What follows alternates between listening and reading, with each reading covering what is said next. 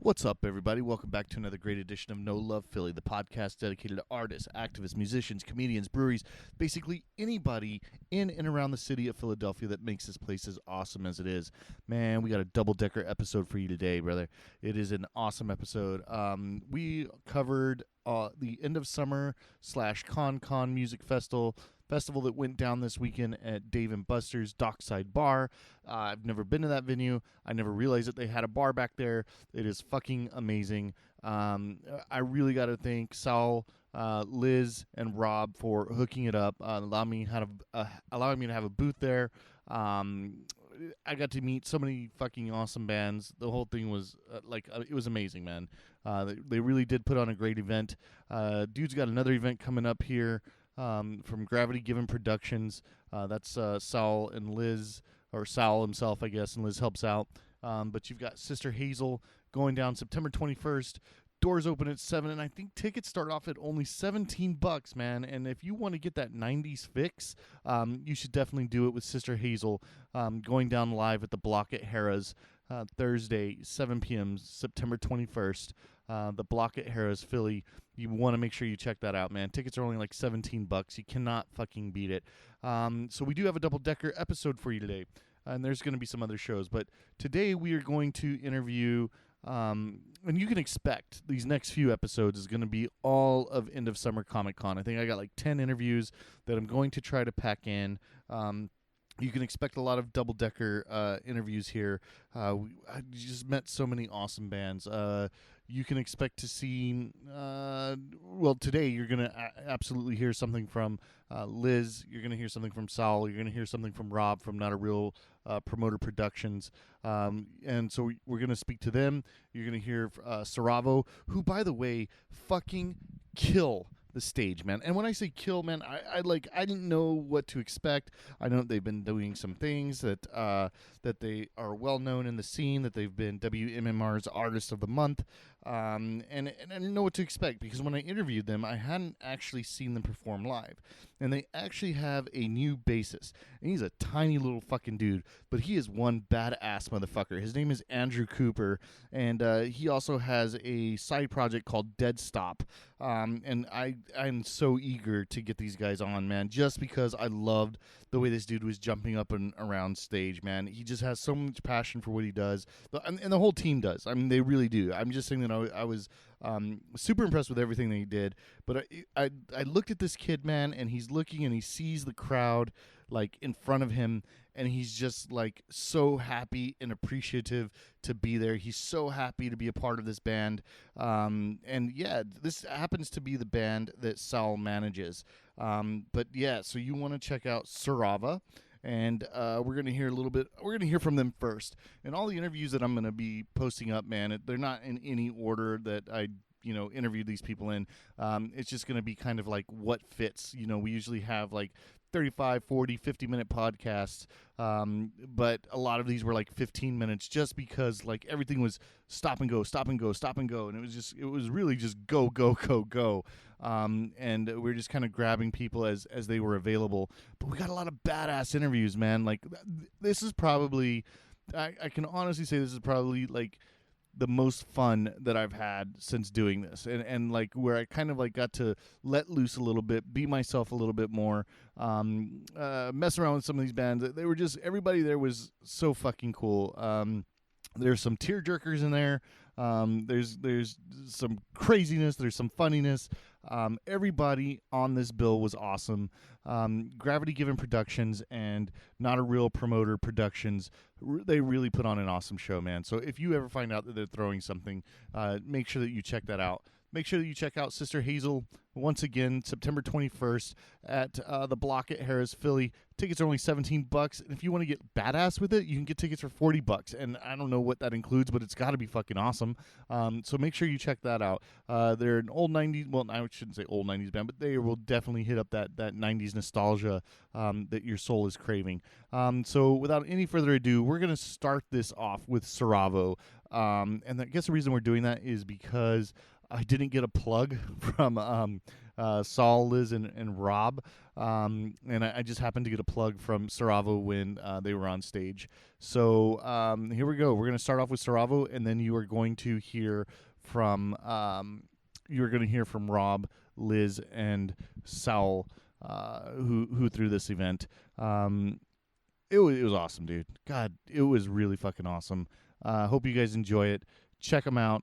Like them on Facebook. Do whatever you got to do. Keep an eye out for Siravo. If you get to see these guys play live, like anywhere, you check them out, dude, because they put on one hell of a show.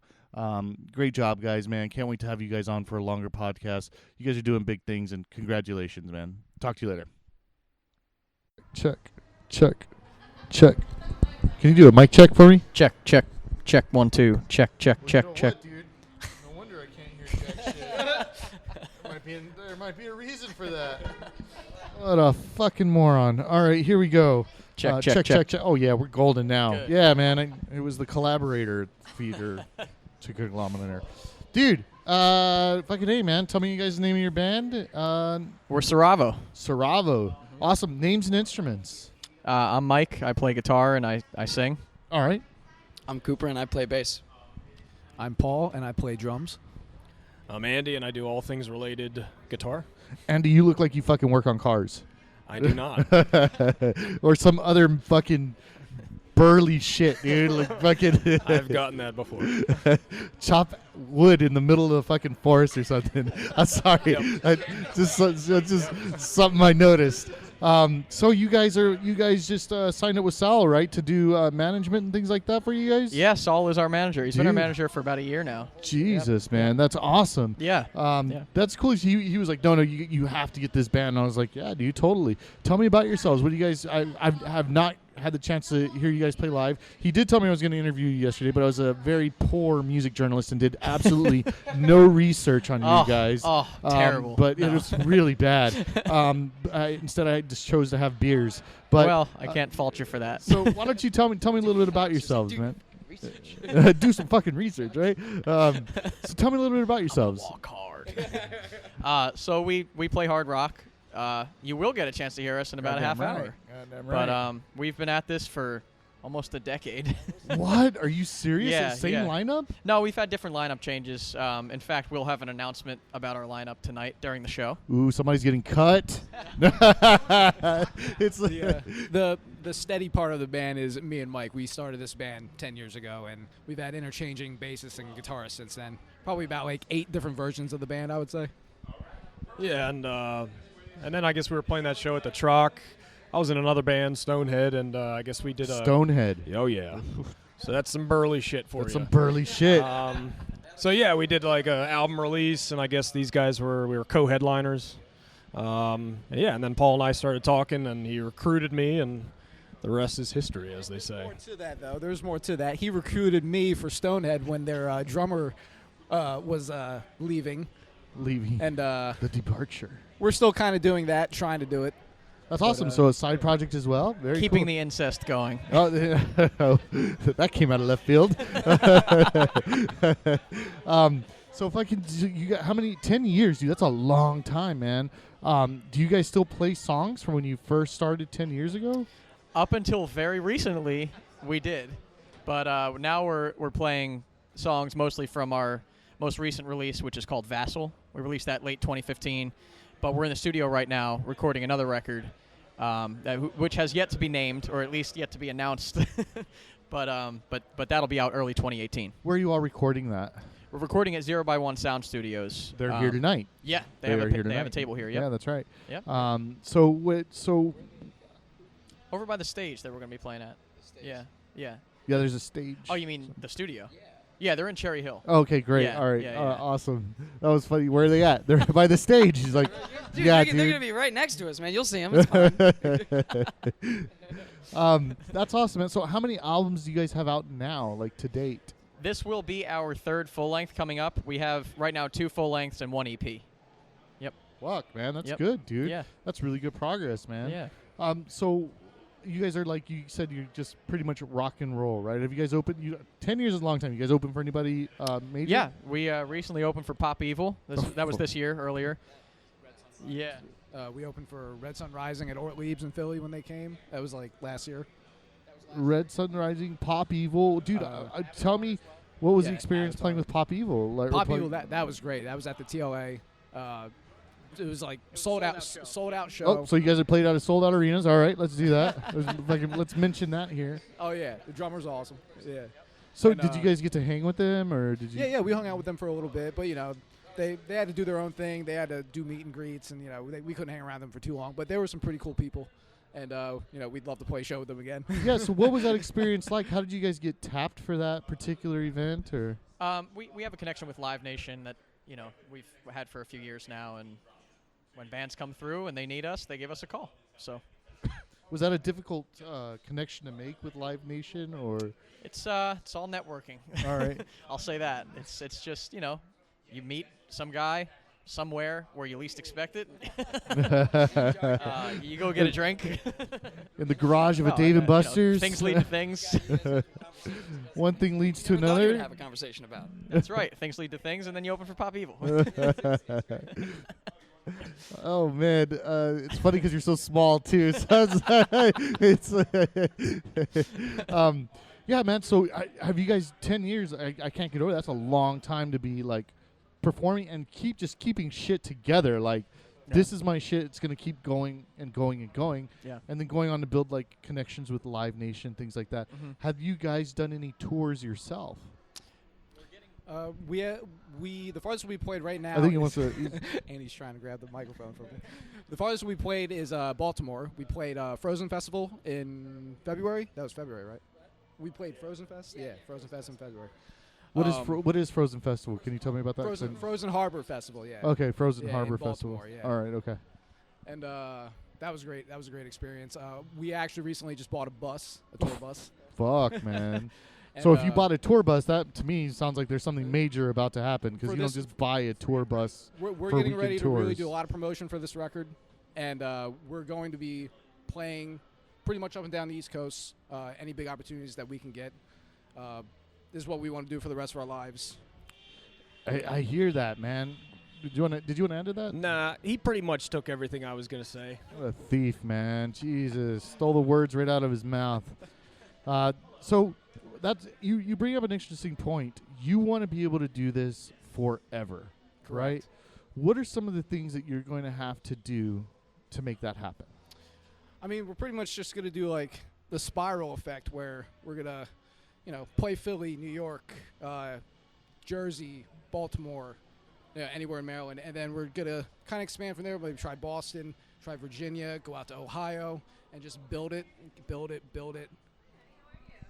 Yeah, and I think the major thing we just need to do is concentrate on making good music. And at the end of the day, if you write shit music, it's just not going to work for you. Right. So, and that's what I think, this new album is a big step for us, and kind of our own evolution. It's melodic, it's really heavy, and I think that's the two marriage elements that, a lot of bands don't have, and I think that, at least we're getting a good grip on developing those two things. So do you guys think that you're like a radio-friendly band, is kind of the way that I could describe Absolutely. MMR had us as the Artist of the Month last year in June. That was incredible for us. it? Congratulations, man. Yeah. That's yeah, nice. Thank you very much. We did a lot of cross promotion for that, and we just had an interview with WSTW. I'll say that again, WSTW, down in Wilmington, Delaware. They had us on for a 2-hour spot on Hometown Heroes. They do a segment on Sunday Wow. nights. So Yeah. are you guys from Delaware? Are you guys from? No, we're from Jersey. We play in Philly mostly. Okay. So All if you right. check out our social media, we're probably listed as Philly at this point. Yeah, I bet. Fans, just because we play a lot of shows here. Yeah, we pretty much exclusively play in Philly these days. Playing Philly now. That's where I am. So we got both. We're stretching. We're bridging the Bridging the bridge. Yeah, taking it. Bridging all the bridges. Yeah, so many bridges. Building new Everyone. bridges. What? We're gonna change the name of the Ben Franklin Bridge. Yeah, just for you guys. We'll just do the Siravo Bridge. Siravo Yeah, Bridge. The Siravo Bridge. We're gonna lower that I toll. like that. The Rock. So, is it hard for you guys to get radio play? I mean, I know you guys have done these wonderful interviews. You guys got featured as Artist of the Month. Is it difficult to get radio play, or have you guys found that to be easy, or Are there any Well, tips for that? We've had great support from MMR. They've named us the local shots band quite a few times, before the Artist of the Month thing came up. But overall, radio is radio, and again, you need those connections. So locally, we've had some good support. As far as outside of our circle, we haven't branched out to that yet, but that's the plan. That's awesome. Yeah. So I was just curious. So, I don't know. Do you guys know of any other things or that you can do to get your music out? All right. So you have radio and you need those types of connections. But are there any I don't know, Pandora stations or something that you can submit to, or have you guys done that? Absolutely, and you can find Vassal pretty much anywhere you look for music. We're on Spotify. We're on all the streaming platforms. We're on iTunes. We're on Apple Music. We're Videos on YouTube. Yeah. Check out our YouTube channel. We've got music videos for Vassal. Sometimes we post some live videos, and we're actually going to have another video coming out in the next couple months. Probably the last one we'll do for the music from Vassal, for our song "Just Believe Me." And it's going to be a pretty interesting concept for that video. We don't want to reveal too much at this point, but Yeah, for that one, I think you might want to keep your head on a swivel. But yeah, overall, I think that it'll make sense.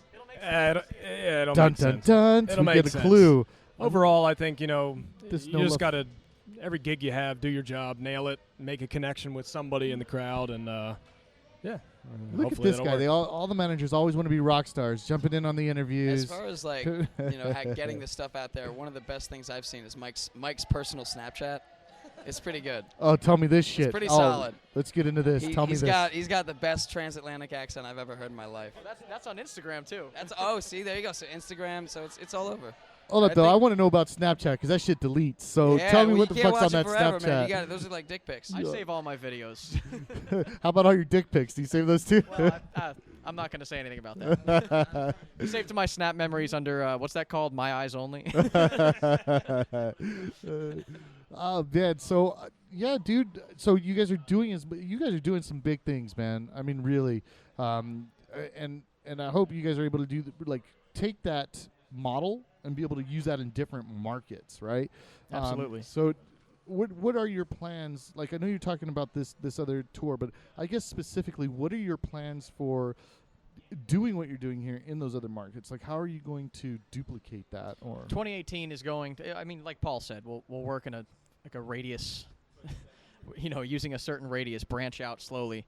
But really with this next record, we're going to be working with Unable Records. They're going to be doing some promo for us, pretty huge promo package, and that'll send us to some other markets. And I'm sorry, who's doing that promo package for you? Unable Records. Okay, Unable Yeah. Records. Okay. Yeah. So, So go ahead. what's that? We'll be plugging that early 2018, right before the release, and then we'll do some shows and some regional touring to support that as well. So what all is Unable Records doing for you guys right now? Well, they right now they just do distribution for Vassal, so they've gotten it out to Spotify and all those platforms. But for this next record, they'll be doing an entire promotional package, a full run with this record. Might include videos, might include radio play. That remains to be worked out. But they're going to be carrying the weight of this record. Wow, man. So that's an interesting thing, and as part of that kind of business model there, is that something that you hire out for? Is that the way that works? You guys hire out this. What did you say? Until we started working with Unable, you mean? Yes. We do a lot of stuff ourselves. All right. We have people that do video. We have people that do animation. We have people that do photography. We have been pretty good up to this point, really milking the people that we know that have these skills, and we've been fortunate enough to know those people. But Unable has obviously a lot more, what's the word I'm looking for, foundation, I guess, to be able to propel us to that next level. So let me ask, Unable, is that something that you guys I don't know what that deal looks like. Mm-hmm. So I'm asking this for other bands who are looking to get signed by somebody or even looking to hire out if that's the case. But with Unable Records, is it something where they signed you and they said, "Hey, we're placing this much money on you guys and we're hoping to make that happen," or is it something where you guys hired out and you said, "Hey, look, Unable Records, I want to pay you for distribution and I want to pay you for marketing," or what does that look like?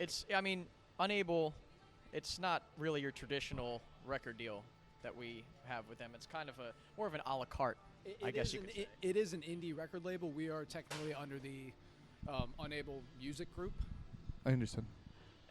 but I wouldn't. Oh. Thanks, Andy. We are technically under the Unable Music Group. Andy, the human mic stand. I can't stand this guy sometimes, I swear. It's true. But anyway, But yeah, yes. the deal. You asked about Yeah, what the yeah, deal I looks did. like. Yeah, I'm curious about it. So it is more of an a la carte situation, Okay. If we want X, it costs this. If Okay. we want this, it costs this. Or maybe we work out a royalty system where they'll get a percentage of the record. So with distribution, that's what we do have. We have a royalty system with them where, I mean, I can't tell you what the No, contract you don't says, have to but at all. whatever No, the no, rates I'm are, just- I'm that's just all curious worked about out it. case by case. But Right. But that seems like such a better way to do it. That a la carte system to be like, I want this, I want that. No, dude, don't worry, I can handle that part on my own. You know what I mean? And then you guys aren't having to sign these fucked up 360 deals, exactly. right? Where you sign to them and they take all your fucking shit. You Yeah. know what I mean? And, Yeah. and you guys are just basically paying to play. You know exactly. what I mean? Yeah. Yeah. So when you're able to work those, what kind of advice do you have for bands looking for that type of deal, or what type of advice do you have for bands that are trying to do something like that? Yeah, overall, I think Or I'd just what's a- be. let me rephrase the question. What advice do you have for bands when looking for a label like that? What I think advice do you have? for labels these days, it's a very different market. It's a very different, labels don't have the same kind of power they did back in the day. So I think that even in the market, the music industry has changed so much that a lot of with these developmental deals back in the day, these labels would be able to throw 20 grand behind you, and then they take a risk. Today, they ask the bands to put up half that amount of money in a developmental deal. And for that, I'd say to these bands, I mean, you just got to be very careful, because in any way, if a label is trying to make you put up money for it, you could just go ahead and spend that money elsewhere. So that's, we've gotten a couple offers that, collectively I think we had to pass on because... Ballsy. Yeah, but in the end, I think we have more leverage, and we don't get screwed out of a deal. Awesome. Hey, I know you guys have to get going. You're about to perform. Is there anything else that you'd like to add? If people want to get a hold of you, what do they do? But Come out anything to you a want to show. promote right now, do it. Yeah, come out to a show. I mean, we got a website, SiravoMusic.com. We've got a Facebook page, Facebook.com/Siravo Band. We're on Spotify, iTunes, anywhere you find music. We got an Instagram page. You can find us anywhere. Just Google Siravo, I guess. And everybody get prepared for 2018 for the release of a new Siravo record, and get prepared for the upcoming shows for that record. It's going to be great. Ladies and gentlemen, I just want to say that's how you know these guys are on their fucking grind, because it is 2017. It's not even fucking October yet, and they're already talking about, let's put in this work so that 18 is great, and that's the way you get it done. Thank you very much for being on the show. We appreciate it, and Thank you, Shane. we Thank wish you you. guys the best Thank success, all right? Thanks a lot, man. All right, man. Stay on the grind. I don't know what you would call open space. And it looks like we are fucking on. Hey, guys. First of all, Robb, Liz, Saul, thank you so much for having me here at End of Summerfest. It's been a blast so fucking far. You guys have been super generous and like helping out, getting me set up with the bands. I'm just thankful to be here. So thank you very much. Thank you so much for coming and doing this. Yeah. It's great to have, support like what you're giving. I appreciate that, man. And so I'm going to be right now. So what this is going to be a short cast, man. It's going to be short, but I want to reach out. Go ahead. Come on in. Go. Whatever you're going to. It's going to be a short cast right now, but I would love to reach out to each of you individually and have a longer interview because there's so much that I want to cover. There's so many questions that I have to ask.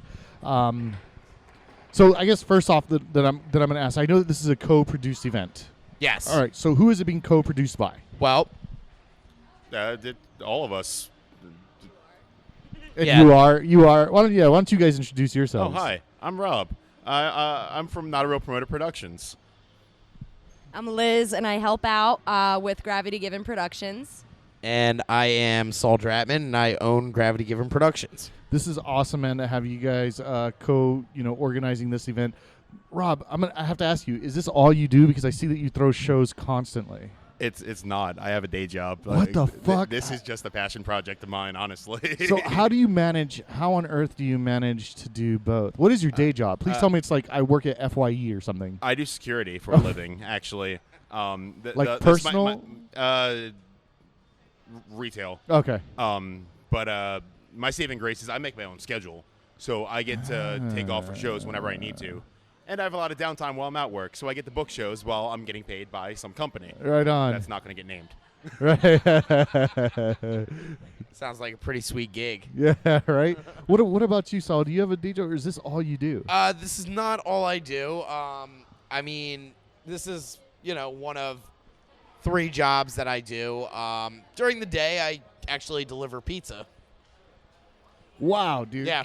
I mean, I'm not laughing at that. What I'm saying is that to me, it's crazy that I feel like in this business, you kind of have to have one of those jobs that you can easily walk away from, where like if something's not working, you'd be like, I gotta get away from this so I can do this other thing, right? Yeah, absolutely, absolutely. And I mean, the beautiful thing is that my day job's flexible, and I'm able to do what I love, which is this, and I've been the exclusive booking guy down here at Dave & Buster's Dockside Bar for the last 6 years, and I mean, this is my baby. This is my during the slow time, during summer for the pizza gig. This is my go-to. This is my baby. Well, let's talk about that for a minute. So this festival, am I correct in saying that this has been your festival for the past, I think we were talking yesterday, you said 6 years? I don't want to be wrong. So I started doing End of Summer Music Festival in 2012. In a fucking basement, right? No, okay. no, here. Okay, here. all right. Well, why did I feel, is that you? All right. He's the basement guy. All right. No, all right, pause. I want to hear that story, but I want to hear, tell me. All right, so 3 years ago, I realized my birthday was on a Saturday. So I decided I was going to book 10 bands in the basement of Nick's Roast Beef just as a birthday party. And peer pressure from said 10 bands led it to being called Con because Con's my last name. And they decided it was too good of an opportunity. I would have never agreed to it if I realized it was going to turn into what it turned into, because I think it sounds pretentious, but it is what it is at this point. You pretentious fuck. How dare you, you have dick. a festival in honor of yourself. I'm not going to argue any of those comments. In all fairness, you're a super cool dude, man. I've seen how much love the bands have for you. So, I mean, kudos to you, man. Well, thank you. I try really hard. Like I've played in bands. I've worked for venues. Like I understand what everyone needs to make a successful show, and I try and do that, and without ripping anyone off, which is the key thing that I think a lot of people are sick of in the music scene. So wait, I want to talk about that because I talk a lot about this with a lot of bands about like fairness, right? What's fair, Right. what's right? What are like some tricks of the trade or a secret or something how would you describe a successful fair show? What is fair? I'll take You guys this are one. you guys are promoters, so Yeah, I know you I guys mean, get digs. You know what I mean? Yeah. I mean, listen. Honestly, based on Robb's answer there, I think he and I have a very similar mindset. In the sense that, like, look, we've both been on both sides of the fence as band member and promoter. And what I built my business on 6-7 years ago was it's all about fairness. It's all about, look, I'm not going to be a pig about, money. I'm not here to rob a band of their money. I'm happier seeing them walk out with money and me with $0, as long as they're happy. And that's basically what I run on, And Robb, if you want to comment on that. No, I'm the same way. Like I played a lot of shows where a lot of people came out and I walked out with no money and I did not understand why. And eventually it became very clear that it was because someone somewhere along the line wasn't treating it fairly. So do you think it's just a case of shitty promoters? Is that's why bands have such gripes against promoters? No, honestly, I wouldn't. I mean, look, there are not to be any names dropped here, but look, I think they're Stop it. No, I think there's a fair share of, for lack of better words, shitty promoters. I'm doing air quotes right now. But it's really all about the system that they know or that they're used to or that they learn. I don't necessarily believe that any promoter is out to rob bands unless they're out to rob bands, That's a whole other story. But then they would just fizzle out, though, right? That's what I would assume. No, and but you know what? That's the thing, though. I've seen some of those promoters fizzle out. I've seen them drop off the face of the planet because they, some of them get called out and they're like, smoke bomb, I'm gone. But when you build something like I've done here at Dockside, it's crazy because I've actually had bands I go to pay a band and they try to hand me the money back, and they're like, "Nah, put it towards the cause." And I'm like, "Well, no. If I have to shove this into your pocket, you're walking away with this money. I'm not accepting this back." And honestly, that's what it comes down to. That's what it's all about. That's cool as fuck, man. Yeah. So getting back to this event here, you've been doing it for six years. You said 2012. I'm sorry, right? You're looking back. You're like, Yeah. So okay. this is year 6. This is Okay, year this is 6. Okay, great. So how did this start off for you? And is it run on the same day or the same weekend every year? Is it always here? It's always here. It's it's the week of the year or the week of the month of the year has changed based on what's going on locally. It's usually the second weekend of September.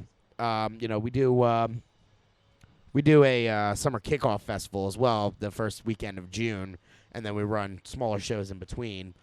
But yeah, I mean, it's always been here. It's always been up until this year. Actually, it's always been more or less the same format in the sense that it's about 10 bands, start anywhere between noon and like 2 or 3. 10 bands each day.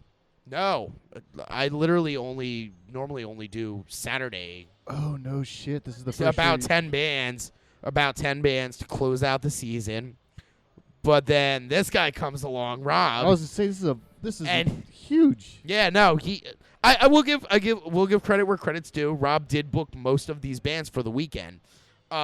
This was initially a 10, 11, maybe 12 band bill that was supposed to just be tonight or all day today, one stage. But this turned into 50 bands over 3 days with 2 stages, and it's definitely been a roller coaster. Sorry. No, you're not, you dick. So I know that you're saying that, like, hey man, we were talking, Liz, you and I were talking yesterday, saying that, hey, I do this, or we do this throughout the summer pretty much. Yeah. And then you do like 1 to 2 shows In the off a season. month. Yeah, like so this is our You'll have main to sorry, thing for closer, the year. closer, yeah. This is our main thing for the year. So we, like Saul said, we run shows starting in June through the weekend after Labor Day, and we do shows every Friday and Saturday throughout the whole summer. But then, during the off season, we still like to do, be active, and we'll try to book a show or 2 a month, like October, November, December, and then sometimes early on in the year. And we work with a couple of other local venues that have been great partners. So we try to make sure we still have a presence out there in the scene, and we're still making things happen outside of the summer. So one of the places that we were talking about is Connie's Rick Rack. Yeah. That's one of the spots that you use. What's another one? We have worked with a couple of other venues. We're still, trying to partner with other venues as well. So, I mean, there's a couple of other places. I'm going to pass it over to Saul. I think he wants to say something. I mean, it's all about staying active in the community, trying new things out, trying out new venues. While not necessarily cutting ties where it's unnecessary to cut said ties. But What band was that? You came up with a mask on, yeah, looking like he came out it's of a Mad Max the movie. drummer from Casting Chaos, All right. rocking they're doing kind of like a Slipknot type thing. That was Yeah, looking like Mad steampunk, Max. like yeah. But, Steampunk. Yeah, that's it. Yeah, but actually, can I say something? Awesome. I love microphones. No. No, honestly, though, we've worked with a lot of different venues in Philly, and just through the process, you learn who we really do want to work with, and without, obviously, like, putting anyone on blast. So it's, just trying to find the right venues that'll work with us. And Connie's Rick Rack has been really awesome. We're really tight with the people that run the place. And, it's a great little dive bar in the Italian market. Has tons of personality. A lot of the local bands love playing there. It just has like a really great vibe over there. So we like putting shows there. It's always a killer time when we go there. So we like frequenting there on the off season. So Now, you guys operate on the on-season, off-season, but Rob, you do shows throughout the year, right? There is no off-season for you. My off season is pretty much September, other than this festival. I'll book band. I guess I can hold the mic. Sure. I'll book bands weekdays. I understand how hard it is for touring bands to get booked on a random Tuesday in the middle of the week.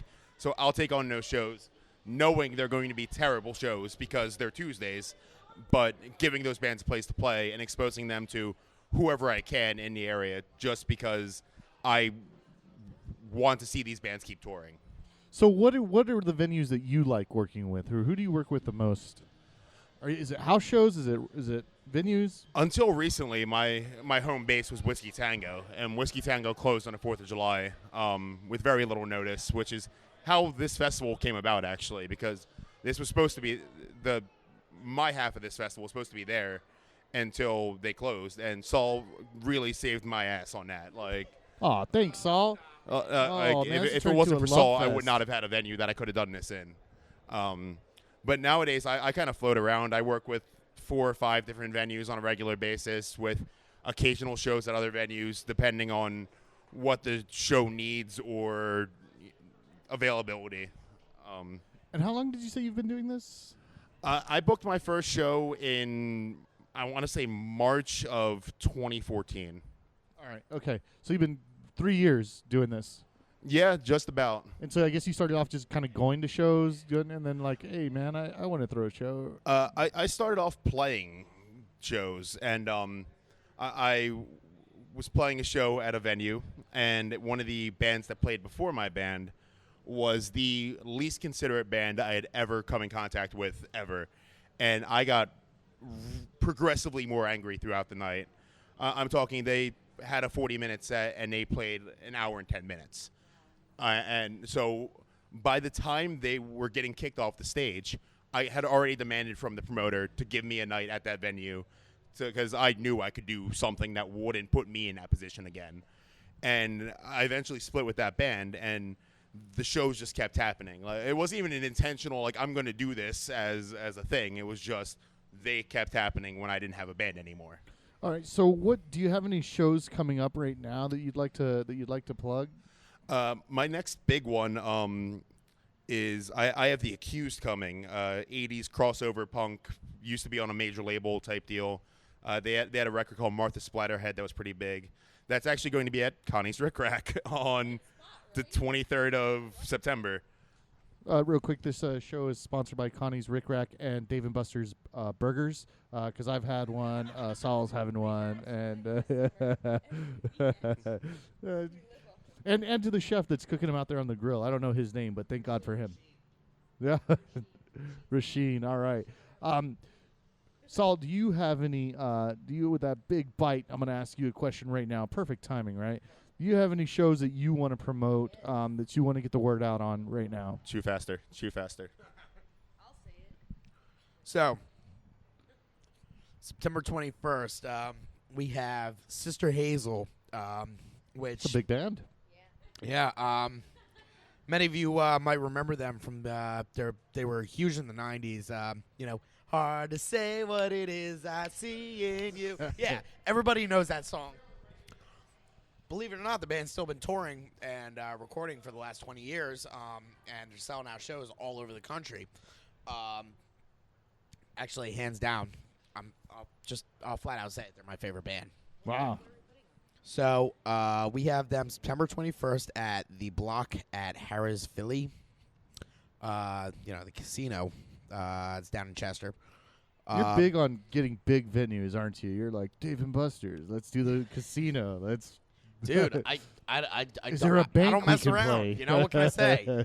Go big or go home. Right. It's funny how we came across trying to book over there. We were attending a concert ourselves at the Block inside Harrah's, and we were just really impressed by the sound quality there, the staff, and how professional and friendly everyone was, which is a really nice change. We're in Philly. Everybody's rough around here, so we were super impressed by it. So we were like, let's look into this and let's see if we can start booking here, and it would be another venue to just add to our roster. So that worked out really nicely, and that we kind of figured that out earlier this year, probably around March or so. And so we started making that connection. And when the Sister Hazel thing happened, we figured this would be a really good venue for them. That's awesome, man. Yeah. So you jumped into helping with the shows, right? Yeah. So Yeah. you have a background in journalism. Is that right? Yeah, I guess so. You guess so. What do you I think? never was a journalism major, but what I did, I guess, it's funny, for years, my dad was like, yeah, Elizabeth, she's a journalism major. I'm like, no, I'm not, Dad. Foreign old man, he doesn't know. But no, I went to school for radio, yeah. Radio. Well, I mean, okay, it's not journalism. Not too but, far off, but yeah. Communications and stuff. Exactly. And so what have you been contributing to, to this whole thing? I mean...